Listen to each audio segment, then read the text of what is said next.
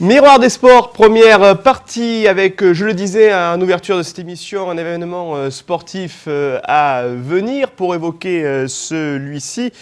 Trois invités sur ce plateau. Nous avons en premier lieu le maire d'Aigues-Vives, Jacques Héreil. Bonsoir. Bonsoir monsieur. Merci d'avoir accepté notre invitation. À vos côtés, Pierre Pagès. Bonsoir Pierre. Qui est sportif et qui officie dans la compétition de cross-country.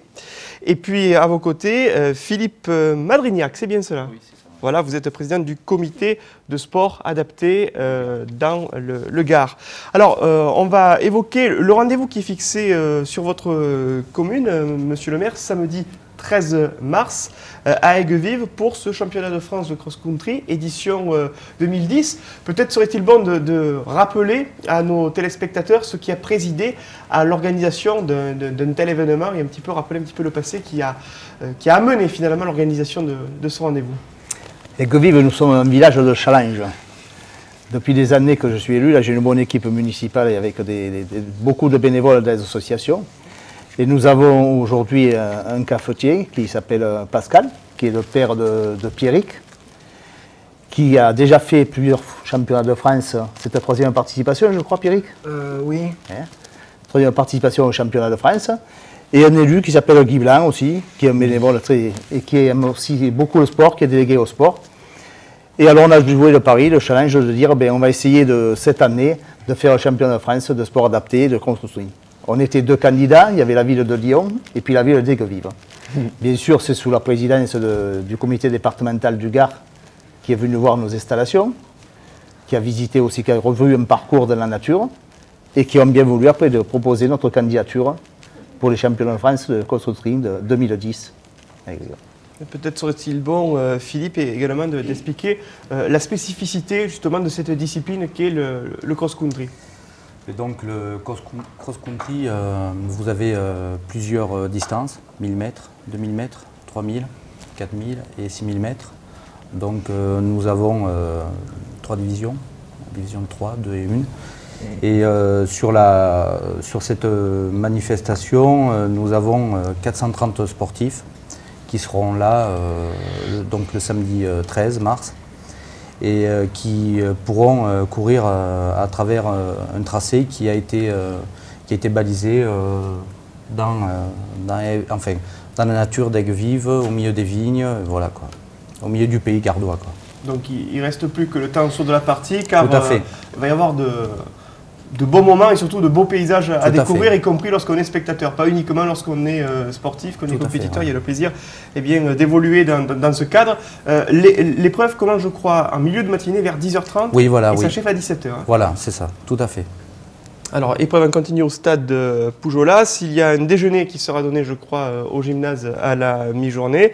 Et puis ensuite, soirée de gala à 20h30, juste après le goûter, la clôture. Il y aura même une chorale, je crois, qui sera présente pour cet événement. Il y a la volonté, on le sent, de toucher un très très large public. Tout à fait, oui, bien sûr.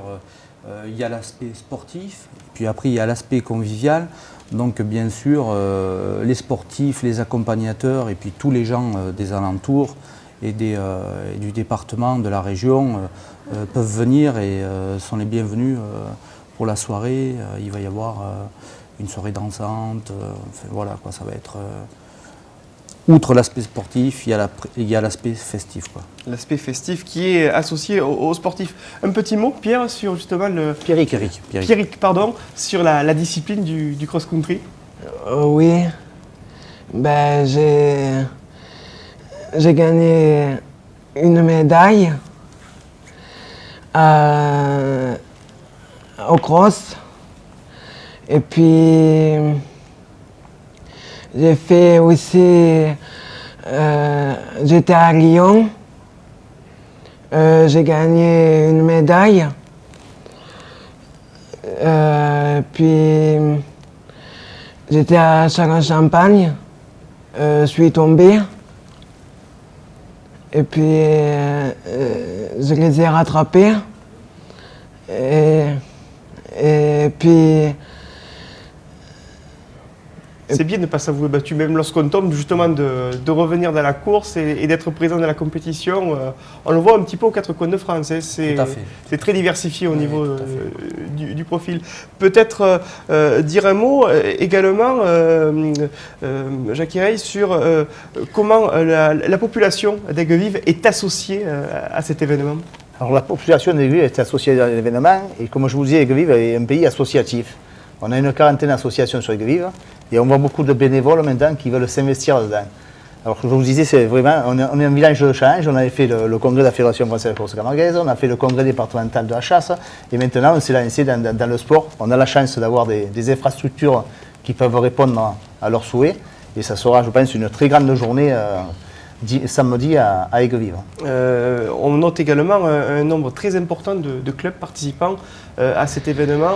Ce n'est pas limité, on va le dire, au Languedoc-Roussillon, c'est une véritable ouverture vers les autres clubs. Hein. Tout à fait.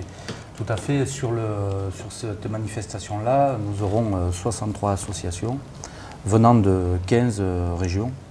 Donc vraiment, ça touche l'ensemble de la France, quoi.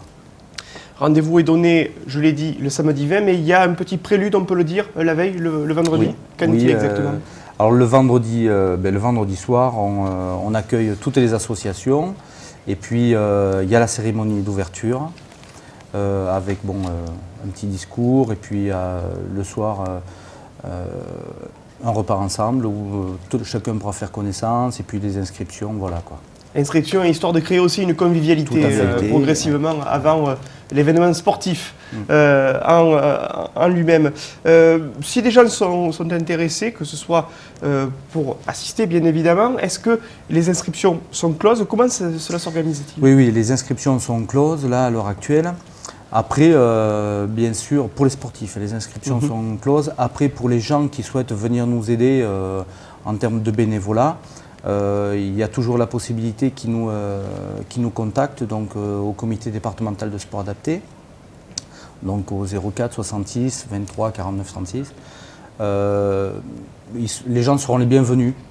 Après, les gens peuvent venir en spectateur tout au long de la journée, parce qu'il y aura beaucoup de monde et donc tout le monde sera le bienvenu, quoi. Et quelles autres actions vont être menées justement sur l'année à venir au niveau de ce comité départemental? Alors, tous les ans, au niveau du comité départemental, on organise à peu près 80 manifestations sportives, des départementaux, des régionaux, et cette année, un national, quoi. C'est vrai qu'on va essayer dans les années à venir de pouvoir organiser un national par an. Parce que dans la vie d'un comité, c'est un challenge important, c'est une grosse organisation, mais c'est vrai que ce sont des grands moments de joie et de bonheur pour nous, de voir tous ces sportifs évoluer au plus haut niveau.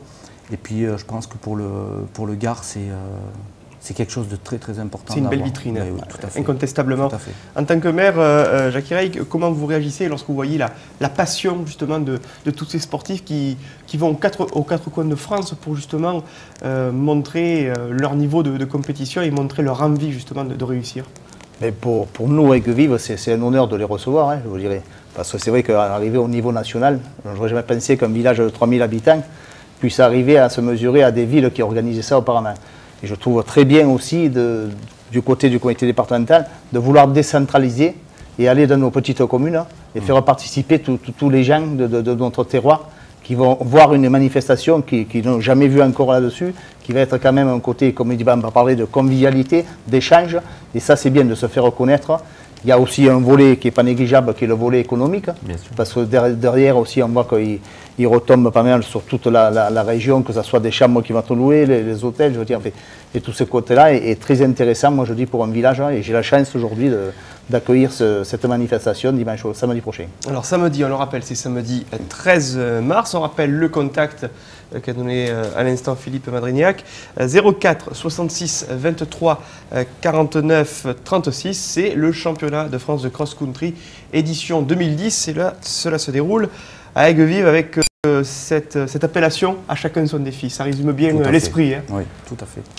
Un mot avant de se quitter sur les objectifs. C'est une manifestation, on va dire, qui va être un petit peu itinérante ou bien elle va s'organiser comment, vous le pensez, sur les prochaines éditions? Écoutez, pour nous cette année, nous prenons, le comité va s'occuper du cross-country. L'année prochaine, ça se fera un autre lieu en France.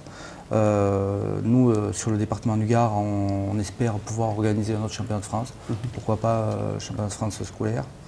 Voilà quoi, donc c'est tous les ans, cette manifestation va d'un département à un autre quoi. Avec Pierrick, l'objectif d'une nouvelle médaille? Oui. Championne de France.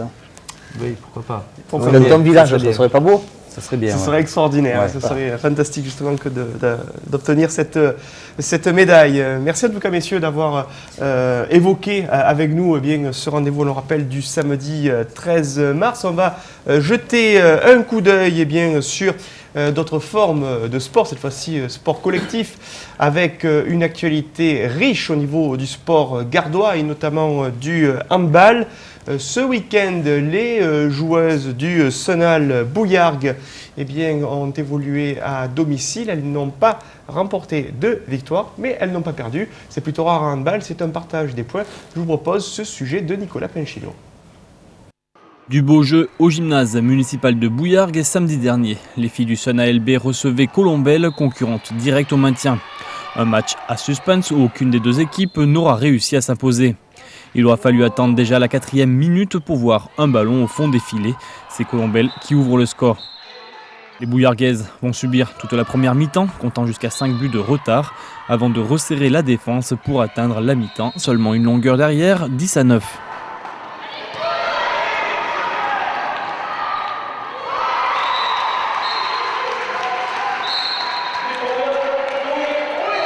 De retour sur le terrain, ce sont les Bouillarguaises qui vont faire le jeu. À la 36e, elles comptent 4 buts d'avance, 15-11. Mais un manque de lucidité va s'emparer des locales qui, au lieu de gérer leur avance, vont laisser les Calvadosiennes grappiller point par point. Les 5 dernières minutes seront complètement folles. Ce sont les gardiennes qui vont se livrer un vrai duel. Pendant près de 5 minutes, aucun but ne sera marqué. Les Bouillarguaises sont toujours devant d'un petit but, 22-21. Les arbitres vont beaucoup siffler des deux côtés et la pression monter. Malheureusement, ce sont les Bouillarguaises qui vont craquer les premières. Un pénalty raté qui donne confiance à la gardienne de Colombelles qui sauve par 2 fois son équipe dans les toutes dernières minutes du match. Et à 20 secondes de la fin, l'attaque de Colombelles trouve le chemin des filets et égalise 22 partout. Bouillargues tente une dernière attaque, mais sans résultat. Les coéquipières de Kafilou Gomis laissent échapper le précieux point de la victoire tout en assurant malgré tout le point du nul. Côté public, le spectacle était prenant et la pression qui pesait sur les deux équipes palpable. Pour Marc Vilberger, l'entraîneur bouillarguais, le résultat aurait dû être meilleur. On savait que ça allait être difficile d'abord parce qu'en ce moment on n'a pas eu la capacité à bien travailler, à bien préparer ce genre de match. Par contre l'essentiel c'était dans un match comme ça de gagner, quelle que soit la manière. Donc ce soir la manière n'y est pas. Mais surtout le résultat n'y est pas et pour moi ça compte comme une défaite étant donné qu'on avait perdu aussi chez elle au match aller et qu'encore une fois on a le match en main mais qu'on ne sait pas tuer les rencontres. Un second visage en début de deuxième période quand même. Oui, un second visage, j'ai presque envie de dire que ce n'est pas le visage que j'attendais, je ne pensais pas que ça serait aussi peut-être pas brillant, mais enfin qu'on prendrait un tel écart. Après le problème avec notre équipe, c'est qu'on ne sait pas gérer l'avance, parce qu'on n'en a pas eu souvent cette année, et qu'encore une fois ça se vérifie, et avec une action positive en plus, on gagne ce genre de match. Pour l'instant, on n'y arrive pas. Par contre, le championnat s'arrête bientôt. Un championnat qui s'arrête bientôt, certes, mais tout reste jouable. Les Bouillarguaises sont à présent 11e avec un match de retard et à 2 points seulement de la 8e place. Mais attention, à 3 points aussi de la 14e et dernière place. Et tout reste encore jouable dans ce championnat de France de D2 féminine avec ce match nul des joueuses du Senal Bouillargues. On va regarder les tableaux justement de cette journée avec les résultats. Nette victoire de Yutz face à Vesoul 36-29. Victoire encore nette avec 12 buts d'écart entre Celles-sur-Belle et Noisy-le-Grand. Bouillargues donc qui partage les points à domicile face à Colombelles. Ici le Moulineau qui s'impose 26-22 face à Octeville. Plan de Cuc est défait sur son parquet 34-30 face à Mérignac.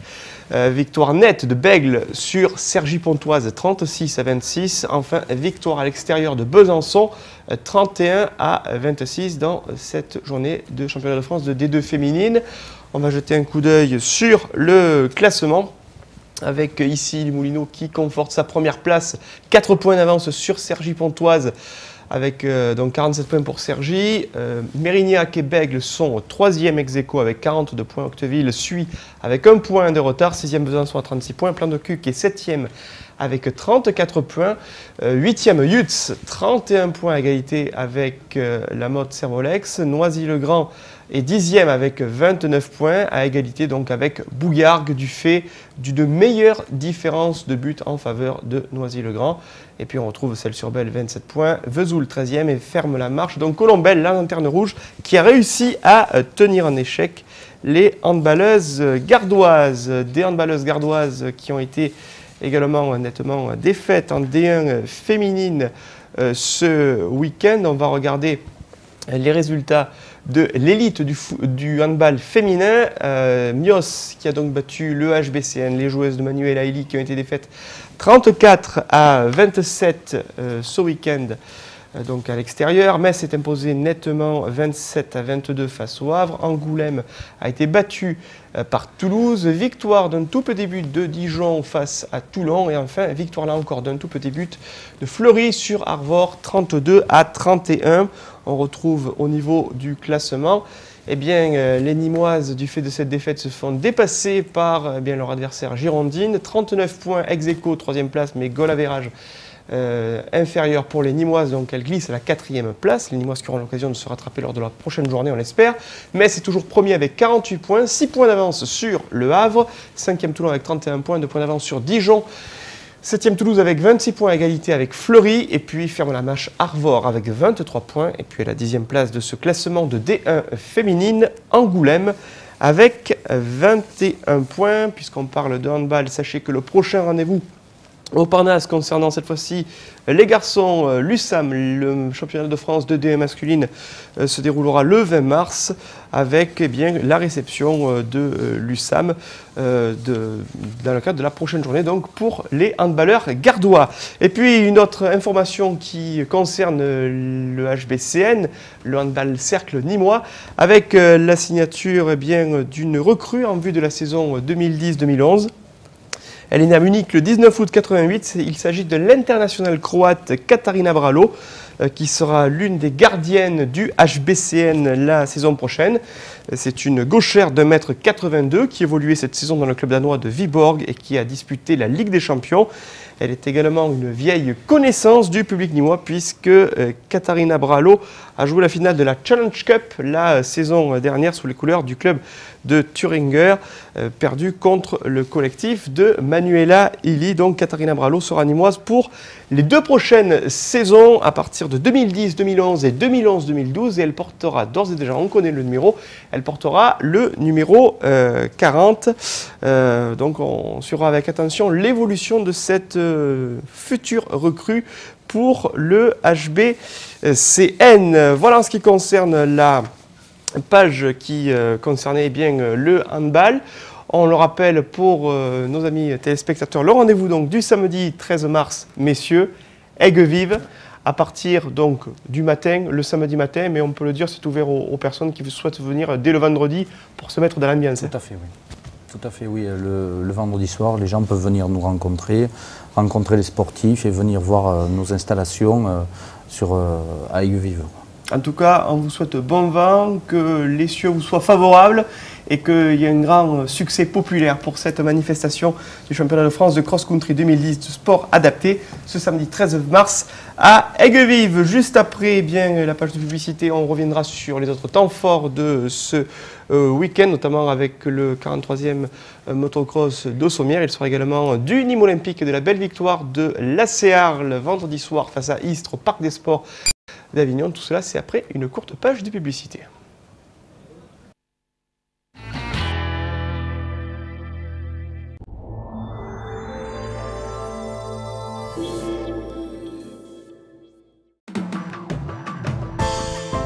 CDE, confort, développement, énergie. Pompe à chaleur, solaire, photovoltaïque. Votre installateur privilégié CDE vous prend en charge de l'étude à la réalisation de votre projet. Pour tout besoin en solaire, pompe à chaleur ou photovoltaïque, contactez-nous pour une étude gratuite et personnalisée. CDE, c'est au 1325 avenue Maréchal Juin à Nîmes. Entre l'économie d'énergie, le crédit d'impôt, la TVA à 5,5 et nos études gratuites, n'hésitez plus. La crise ne doit pas vous obliger à renoncer à vos loisirs. Depuis presque 4 ans, Resto Malin est la solution qui vous permet d'aller au resto et de sortir à moitié prix. Un repas ou une sortie achetée, c'est la même prestation qui est offerte. Achetez dès maintenant la nouvelle édition Resto Malin Automne-Hiver 2009-2010 au prix inchangé de 20 € chez les restaurateurs participants ou par courrier à l'adresse suivante: Athénor Sud, 7 rue de Garenne, 30 230 à Bouillargues. Plus d'infos sur le site www.restomalin.com. Resto Malin, pour sortir à moitié prix en période de crise, on n'a jamais vu aussi malin.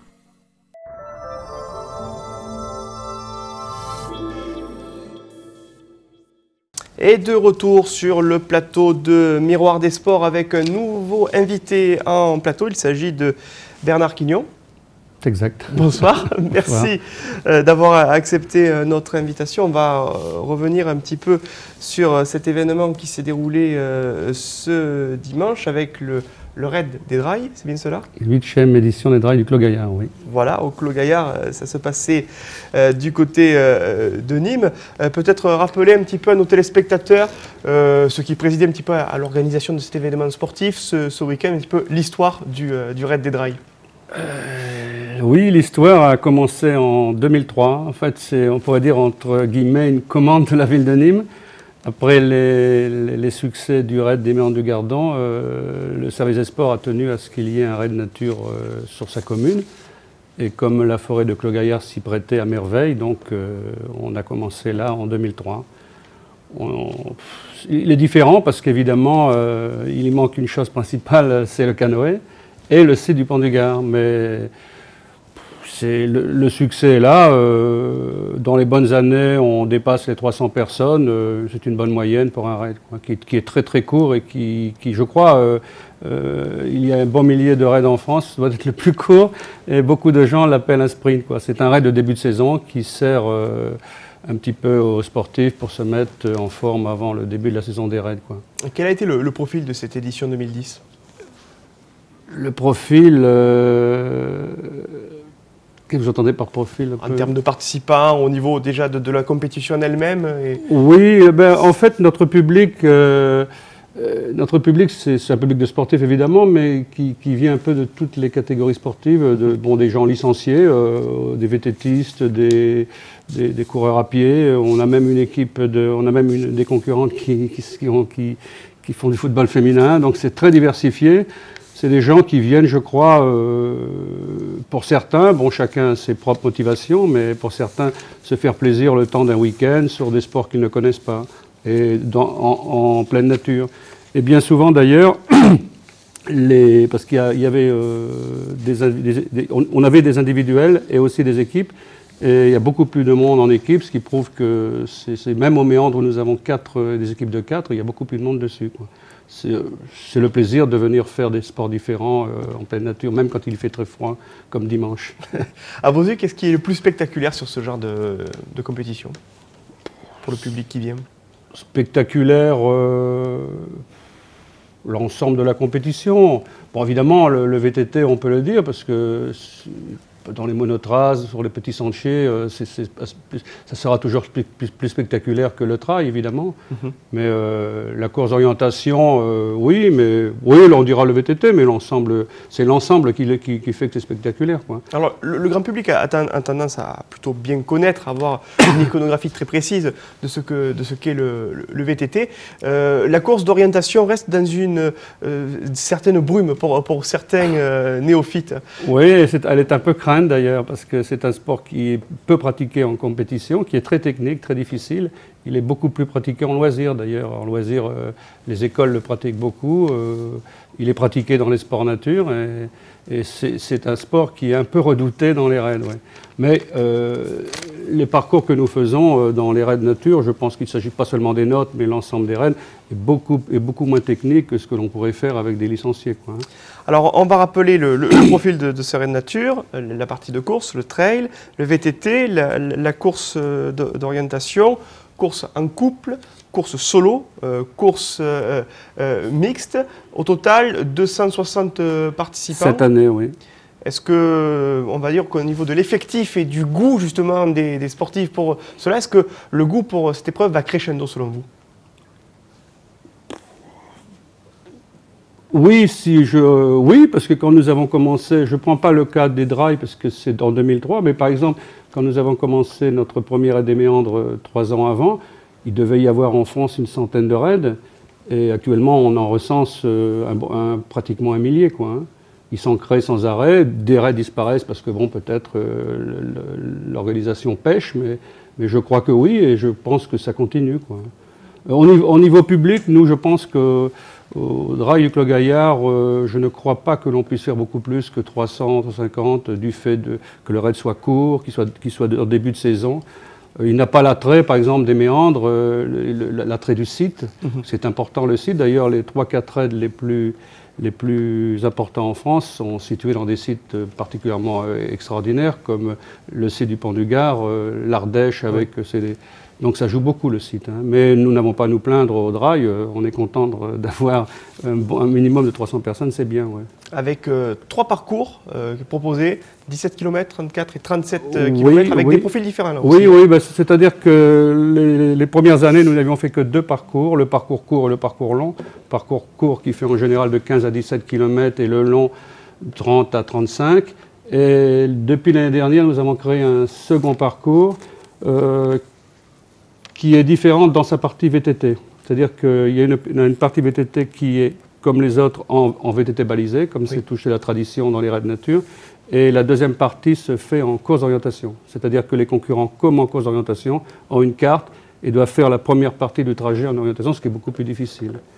Et d'ailleurs, l'année prochaine, le parcours sera entièrement en orientation, sur la demande de beaucoup de concurrents, et puis parce que ça présente moins de difficultés. Donc c'est une épreuve qui est amenée à évoluer aussi à l'écoute justement de tous les participants. Tout à fait, parce qu'on communique beaucoup sur Internet, les inscriptions se font sur Internet, les concurrents, pas l'ensemble, mais une bonne partie, quelques concurrents, pas mal d'ailleurs, nous envoient des petits mails pour nous dire qu'ils sont contents ou quelquefois moins contents.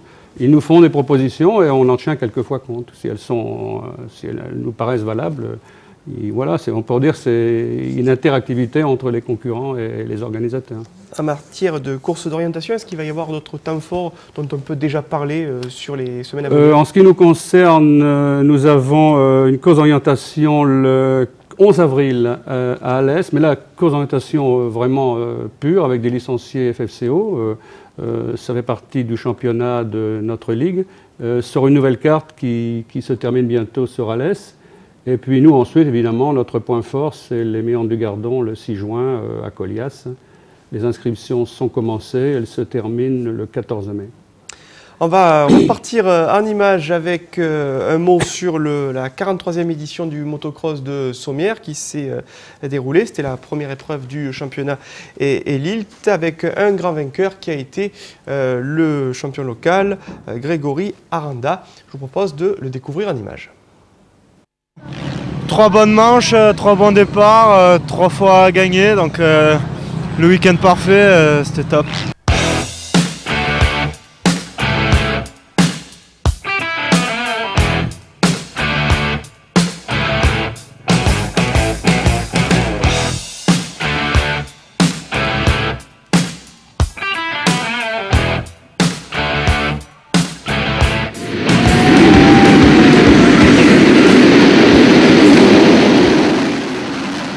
Il aura dominé de A à Z la première épreuve du championnat de France élite de motocross 2010.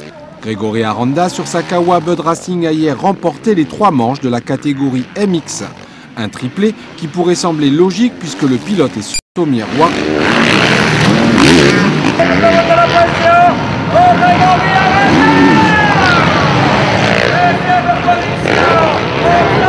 En fait, contrairement à ce que pensent les gens, je roule vraiment pas souvent ici. La dernière fois que j'ai roulé ici, c'était l'année dernière, juste après la course. Donc ouais, mais bon, ça fait plaisir de gagner chez soi.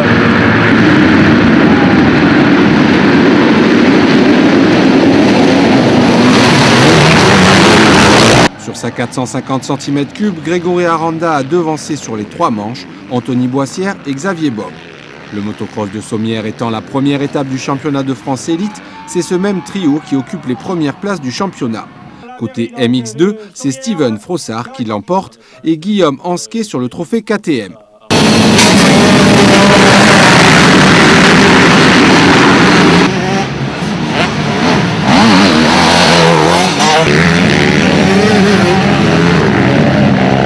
Malgré des conditions des plus extrêmes, notamment sur la troisième manche où la neige s'est mêlée au froid et vent, le circuit de la Tourie, grâce à ses bénévoles, a une nouvelle fois lancé en beauté le championnat.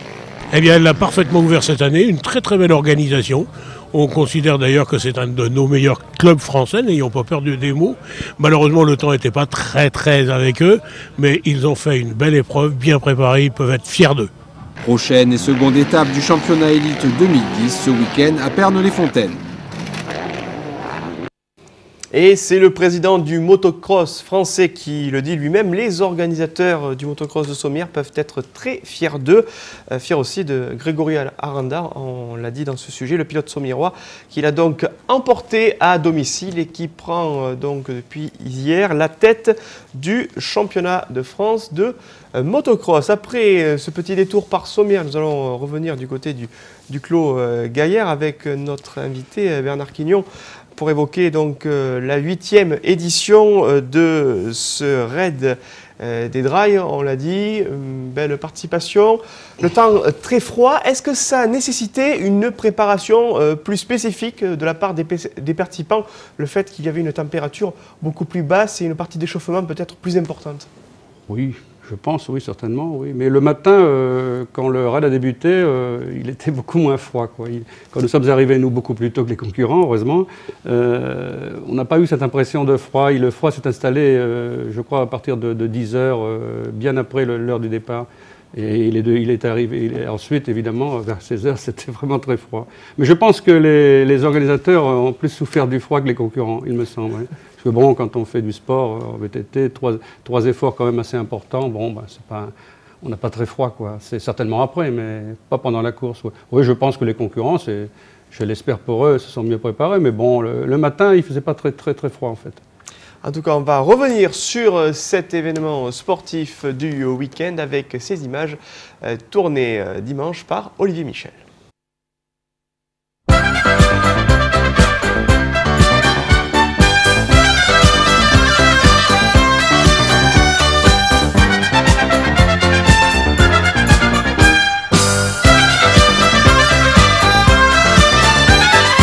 Si les Romains étaient fous, certains de leurs descendants de la Rome française ont conservé cette folie en héritage. Alors que les poules n'étaient pas encore levées, ils étaient dimanche matin 260 à se présenter sur la ligne de départ de la 8e édition des Drailles du Clos Gaillard.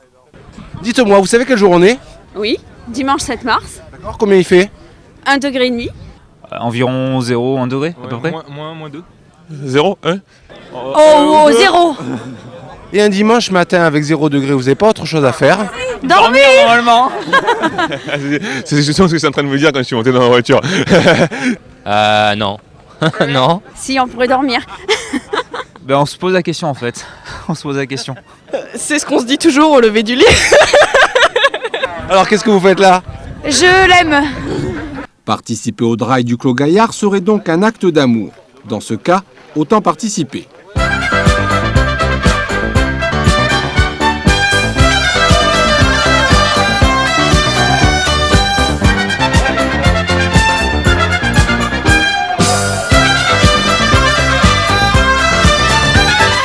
Oui, mais voilà, si seul c'est possible, c'est moins plaisant et c'est mieux à deux. Surtout lorsqu'il faut faire 17, 34, voire 37 km.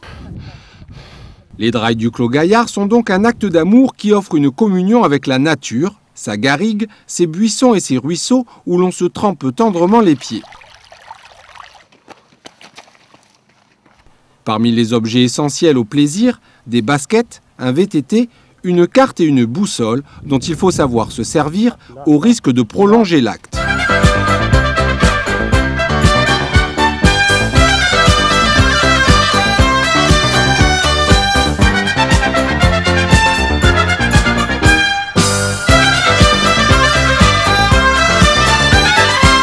Tu crois pas que c'est celui-là là-bas? 20 cm. rapport à... Tu faire.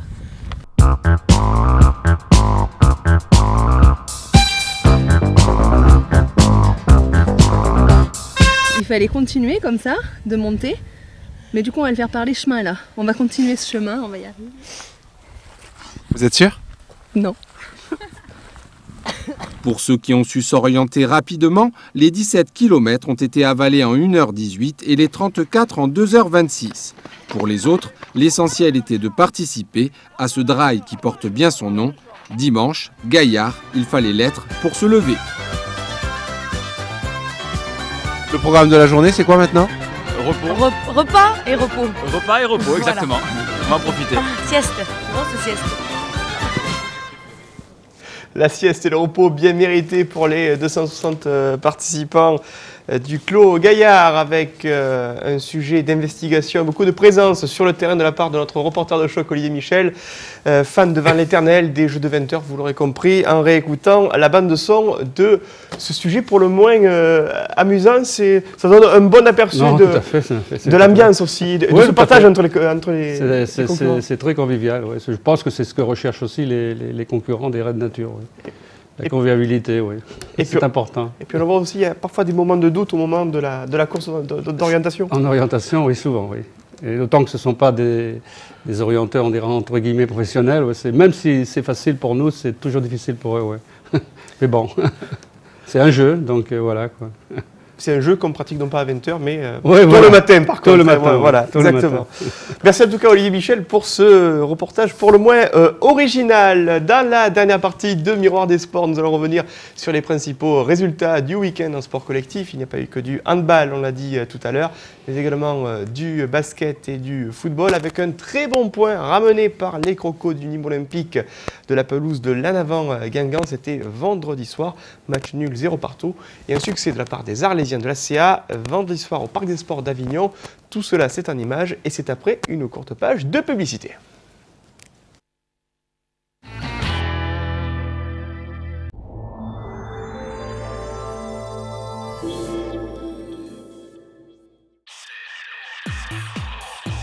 Côté homme, côté femme, masculin direct, 25 boulevard Sergent Trier à Nîmes. Profitez d'une remise de 10% les jeudis 19 et vendredi 20 mars autour de la nouvelle collection Printemps-été 2009. Masculin direct, ouvert tous les jours, du lundi après-midi au jeudi 19h, vendredi et samedi, non-stop de 10h à 19h. Kinépolis et de Metropolitan Opera présentent l'opéra au cinéma. Découvrez 10 opéras exceptionnels, retransmis en direct depuis New York. Regardez, écoutez et vibrez au son des plus belles voix contemporaines d'opéra. L'opéra au cinéma, des représentations uniques à vivre en direct sur écran géant en haute définition pour des sensations inoubliables. Infos et réservations sur kinepolis.com/opéra.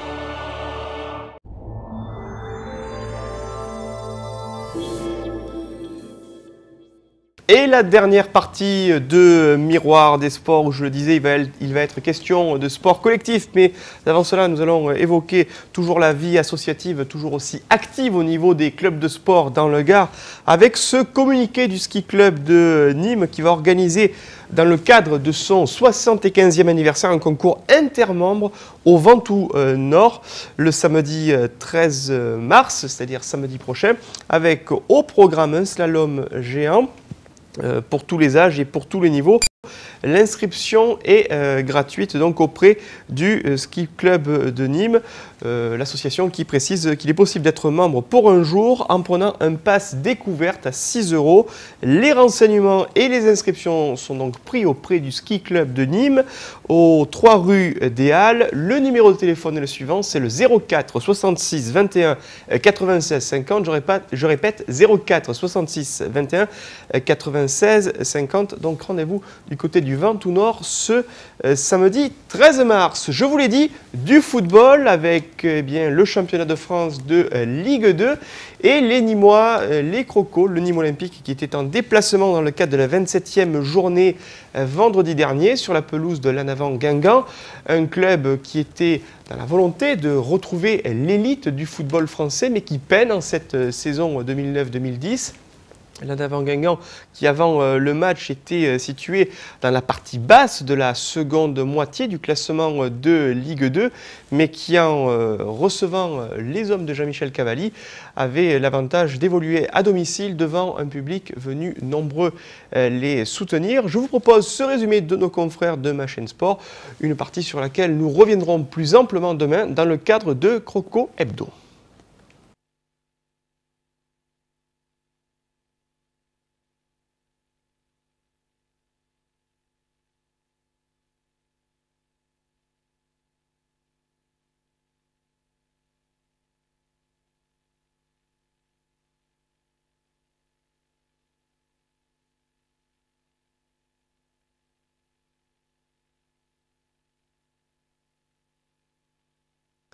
Voilà, on revient donc sur le commentaire de ce match avec plusieurs actions en faveur des Guingampais qui évoluent en rouge, short noir et bas noir face aux Nîmois qui évoluent dans leur tenue blanche. Et on voit plusieurs actions chaudes sur le but de Nicolas Puydubois, des tirs pas cadrés, en tout cas ici pour l'instant, mais en tout cas des actions chaudes, notamment signées Amroun et Colo, qui se sont distingués au cours de la première mi-temps, mettant à mal la défense nîmoise, mais la défense des Crocos a particulièrement tenu. Les hommes de Victor Zvenka ont intensifié leurs attaques sur le but de Nicolas Puydubois.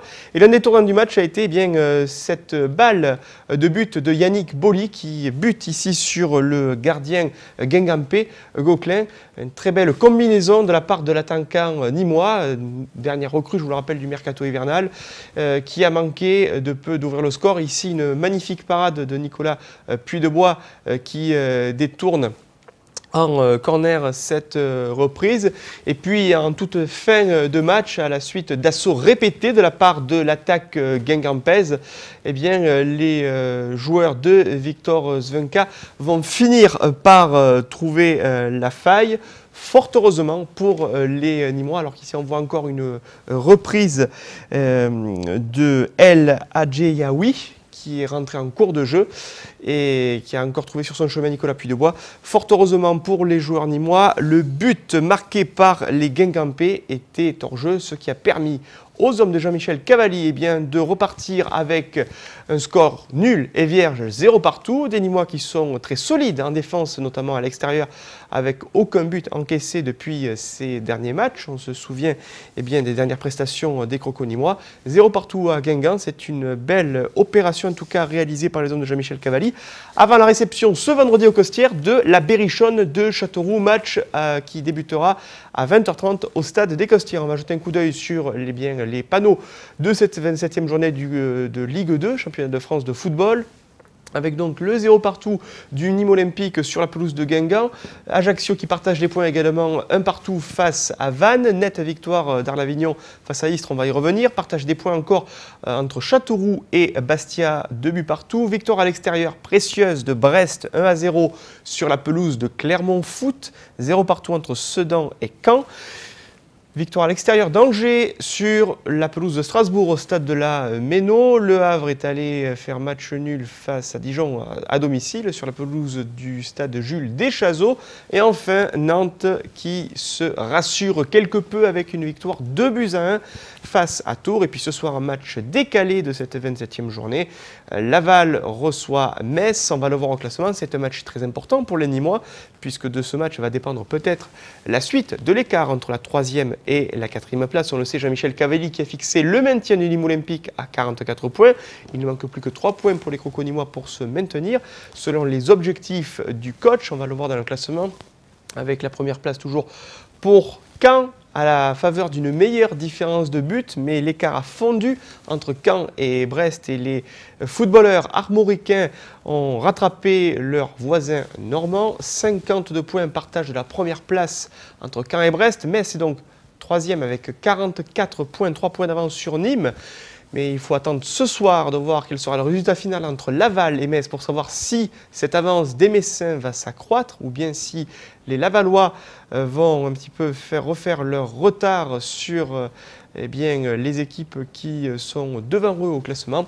Nîmes est donc 4e avec 41 points, Angers 5e avec 40 points, Arles-Avignon 6e avec 39 points, Le Havre 38 points et 7e, Laval est donc 8e mais avec un match en moins avec 37 points au même titre qu'Ajaccio, 10e Sedan avec 35 points au même titre que Tours, 12e place Nantes qui donne un bol d'air avec 34 points, Strasbourg est 13e avec 32 points au même titre que Vannes, 31 points pour Dijon et Clermont à la 15e place, et puis dans les positions plus difficiles à la 17e place, 28 points pour Guingamp et Châteauroux, ferme la marche, 19e Istres avec 26 points et 20e Bastia avec 19 points. Les Istréens qui étaient bien en vedette lors du derby de la Provence vendredi soir au Parc des Sports d'Avignon avec la réception par l'AC Arles du Football Club d'Istres Ouest Provence. Le compte rendu de cette partie est signé Nicolas Fabre. Les hommes de Michel Estévan ont réussi à prendre 7 points sur 9 possibles après avoir encaissé leur première défaite à domicile la semaine dernière. Les Istréens bien en place n'auront pas eu le réalisme souhaité et à 30 minutes de jeu, l'ACA bénéficie d'un penalty pour une main dans la surface. Et c'est Junior Dallet qui va ouvrir le score sur ce penalty 1-0 pour les Arlésiens. Agassa, le portier istréen, ne peut rien faire. Et il est bien tiré. Peu avant la pause, André Ayou décale Jean-Charles Cirilli qui frappe le ballon comme il vient et vient inscrire son premier but chez les pros pour le plus grand bonheur de toute l'équipe, 2-0 à la mi-temps. 70e minute, c'est Junior Dallet, encore lui, qui va s'offrir son doublé personnel, 3-0, victoire méritée pour les Arlésiens qui finissent une très très bonne semaine.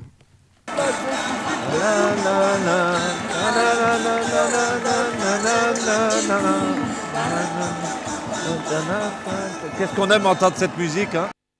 Eh oui, qu'est-ce qu'on aime entendre cette musique. Claude Martos et Pascal Caro au commentaire des matchs de l'AC Arles-Avignon à retrouver bien évidemment sur Télémiroir au même titre que tous les matchs du Nîmes Olympique qui sont commentés, je vous rappelle, par Patrick Champ et Olivier Martinez. On l'a dit, Nicolas Fabre l'a souligné dans ce sujet. Très bonne semaine pour les footballeurs arlésiens. Après leur victoire mardi dernier, un match en retard face à Sedan, 6 points engrangés qui permettent aux hommes de Michel Estévan de recoller dans les premières places du classement de Ligue 2. Justement, Nicolas Fabre a rencontré les acteurs de cette partie, notamment Henri Stambouli, le coach istréen, ancien grand nom de l'Olympique de Marseille, mais également l'entraîneur arlésien Michel Estévan, ainsi que Jean-Charles Cirilli, avec bien évidemment le maintien en vue, mais surtout les félicitations pour ce premier but marqué chez les pros. De réalisme, oui, mais pas de football. Au niveau du foot, je pense qu'on a produit une très bonne première mi-temps contre le vent. On a réussi à produire du jeu. Malheureusement, sur une première action, sur un premier penalty, Arles ouvre le score et ce but juste avant la mi-temps nous fait du mal, puisque c'est vrai qu'avec le vent on espère toujours pouvoir revenir. Ça n'a pas été le cas. Mais bon, nous on doit se projeter déjà au-delà de ce match, on doit déjà se projeter sur le prochain, c'est Angers, se servir de ce qu'on a fait de bien, se servir de nos erreurs pour justement préparer la suite. On sait que on doit faire le plein domicile pour s'en sortir, donc on a une grosse préparation sur ce match d'Angers, mais je ne pense pas qu'il y ait un écart de 3-0 sur ce match d'aujourd'hui, donc c'est comme ça maintenant. C'est vrai que Arles a été très réaliste, ils le sont depuis le début de la saison, c'est une équipe très réaliste qui sait concrétiser la moindre occasion. Ce n'est pas le cas chez nous, on peut déjà marquer d'entrée avec l'action entre Santos et Saifi, et malheureusement là il y a eu un bel arrêt. Donc voilà, c'est comme ça, c'est le football. Une semaine, on a pris 7 points, c'est bien, on se rassure, on n'est pas très loin du maintien maintenant. Voilà, on est heureux, ce soir on est heureux, voilà, les efforts ont fini par payer et les victoires sont venues. Sur le contenu, peut-être que ça a été mieux de leur côté techniquement, mais c'est vrai qu'après on a été beaucoup plus réaliste et puis voilà, on a su profiter après des largesses de l'équipe adverse. Mais on savait qu'à un moment donné on allait connaître un passage de moins bien et puis un coup de moins bien, on l'a connu. Voilà, maintenant moralement je pense qu'on s'est forgé du caractère et puis voilà, bon, maintenant il nous reste quoi, 4-5 points peut-être à devoir récupérer. Il reste 11 matchs, voilà, il faut les récupérer au plus vite. Maintenant, si la question c'est est-ce que vous allez aller chercher autre chose, non, on va chercher déjà le maintien, puis après on verra. Capitaine, ouais, c'était Kaba, mais le but, ouais, ça fait plaisir, premier de la carrière. Ça va me coûter des pizzas cette histoire, mais bon. Mais le plus important, c'est qu'on ait gagné, qu'on ait pris 3 points, qu'on se rapproche de plus en plus du maintien et qu'on n'a pas pris de but encore une fois. Donc ça fait plaisir, quoi, à domicile, 3-0.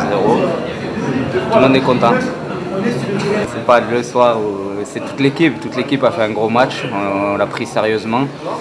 C'est vrai que le match de Sedan nous a bien remis dans les bons rails. Parce que il était important de repartir, on était sur une série un peu négative. Donc Sedan est là, on se remet bien, donc c'est le principal. Maintenant, il reste encore quelques points à prendre. Mais bon, ça fait du bien, c'est vrai que mentalement, ça permet de souffler un peu. Belle victoire et satisfaction du côté de l'ACA. Donc, un mot sur la prochaine journée donc, de Ligue 2, la 28e. On va le découvrir à l'image avec 2 matchs qui nous intéressent plus particulièrement. Je l'ai dit, la réception de Châteauroux par Nîmes vendredi soir au Costières à 20h30. Et puis, l'ACA Arles-Avignon qui se déplacera toujours vendredi sur la pelouse de Bastia. Attention à ces Bastiais qui entendent jouer crânement leur chance, même s'ils sont toujours solidement ancrés à la 20e place de ce classement de Ligue 2. Très rapidement, on va regarder les panneaux restants, notamment au niveau du volleyball. En National 2, les filles qui se déplaçaient chez le leader Gruissant. Défaite 3-7 à 1. Nîmes qui est donc 2e, qui reste sous la menace de Pays d'Aix, qui a gagné contre Istres. Et puis du côté du basket, une belle victoire, celle... on va le voir ici, voilà, des résultats de National 3, poule A féminine. Donc Nîmes qui s'est imposé 77-67 face à Haille de Rousset. Au classement, Nîmes est 5e. Et puis un dernier mot de roller hockey National 1. Nîmes 5e se déplaçait à Toulouse 4e. Voilà, on retrouve ici le résultat. Toulouse a battu Nîmes donc sur le score de 10-3. La Rochelle et Bordeaux ont été également défaits assez nettement. Au classement, donc, Nîmes est toujours solide 5e, on le voit, avec un tout petit point de retard sur la 4e place détenue par Toulouse. Voilà, Miroir des Sports, c'est fini pour ce soir. La semaine prochaine, vous retrouverez Pierre-Paul Castelli. Pierre-Paul Castelli qui sera également présent à 19h45 pour le rendez-vous politique. Dans quelques minutes après la météo, je vous retrouve pour votre édition du soir.